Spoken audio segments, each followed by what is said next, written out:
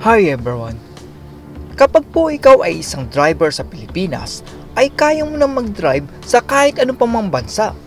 Sa video na ito ay panoorin natin ang mala-action movie na pagmamaneho sa Pilipinas. Panoorin natin ang video na ito.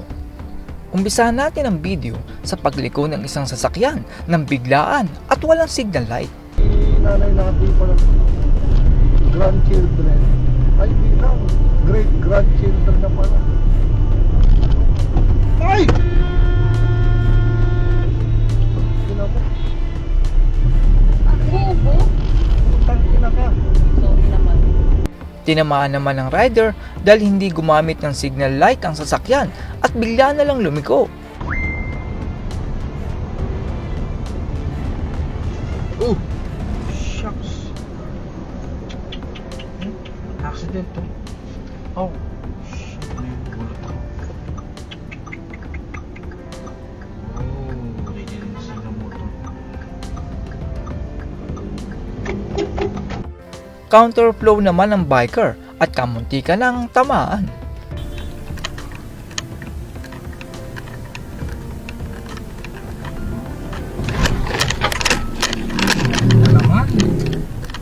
Ang driver naman ng kotse ay inilagay sa neutral ang kambyo at hindi niya alam na umaatras siya.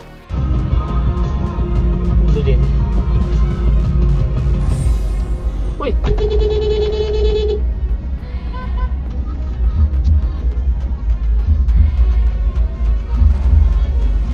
Gabo ka.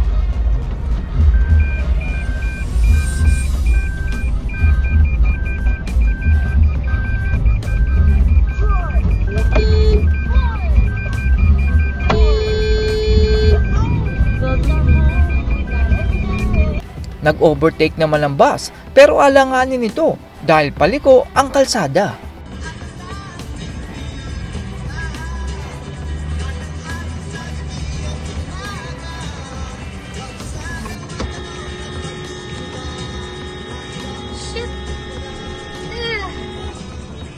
Ito naman pong biker ay naka-red ang stoplight pero dumiretso pa rin.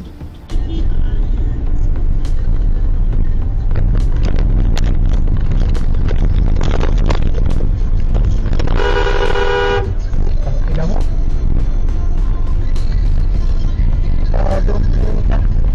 Nahagip naman ang motor ng isa pang motor dahil sa hindi pagsunod sa traffic light.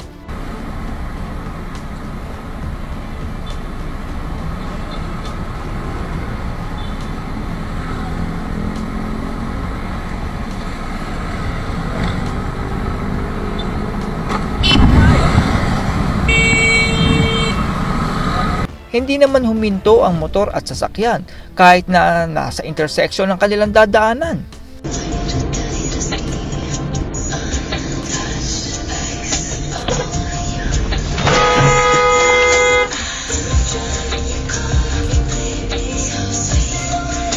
Ito namang si Kuya ay kanina pang naghihintay tapos siningitan lang siya ng ibang sasakyan.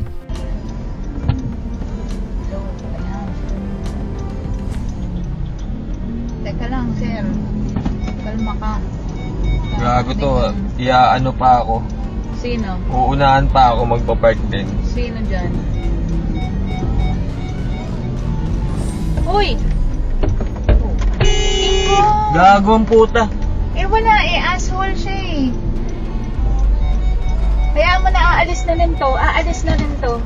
Huwag ka nang magalit. Ayan na, sinasabi na niya. Sige na, matanda. Kamunti ka naman ang nakamotor dahil sa lubak na pagliko.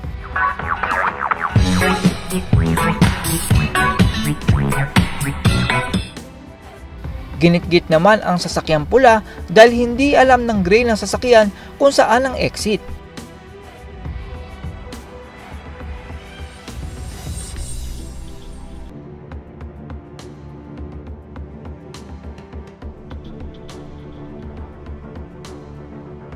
Sobrang tutok naman ng truck at pipreno ng madiin pag malapit na siyang tumama sa kotse.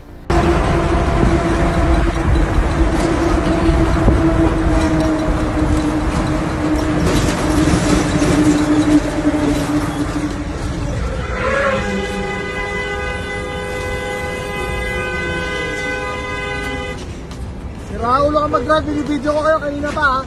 Binibidyo kita kanina pa. Sira ulo ka mag-drive. Lumiko naman na walang signal ang kotse na ito.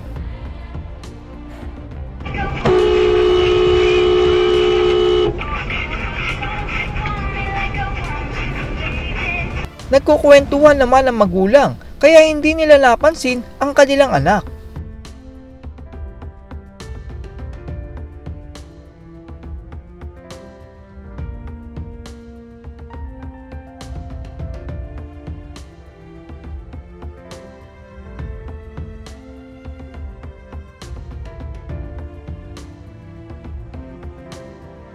Ayaw namang magbigayan ng mga sasakyang ito dahil ang ego nila ang pinapairal nila.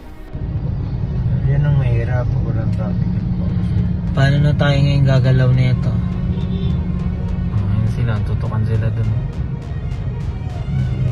Ayan, walang magbibigayan syempre, no? Ito, ayaw gumalaw. Ito, sumingit. Ito, ayan, ayan na, gagalaw. Si Kuya Ryder naman ay nakikipagtalo kaya nahanggip ng ibang sasakyan. Bird, Oscar yan. Ay, nako. Yan. Oh! Oh my God!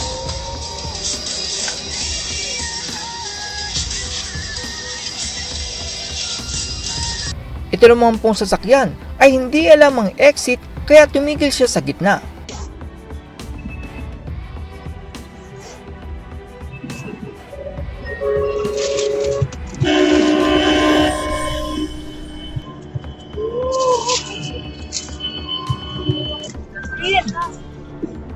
Ay nako. Delikado naman ang aso na ito dahil kahit ma-strap siya ay di natin masasabi kung ano ang mangyayari sa kalsada.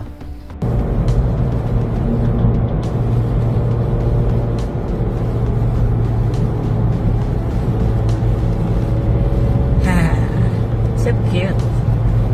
At yan po ang makapigil hiningang pagmamaneho sa ating bansang Pilipinas. Sa totoo nga lang po, ay sa 2 linggo ng aking pagmamaneho nung ako'y baguhan pa lamang, talagang nanlamig ako ng matindi, sagit-gitan at hindi pagbibigayan. Dumating na nga ako sa punto na hindi na lang ako gagamit ng sasakyan.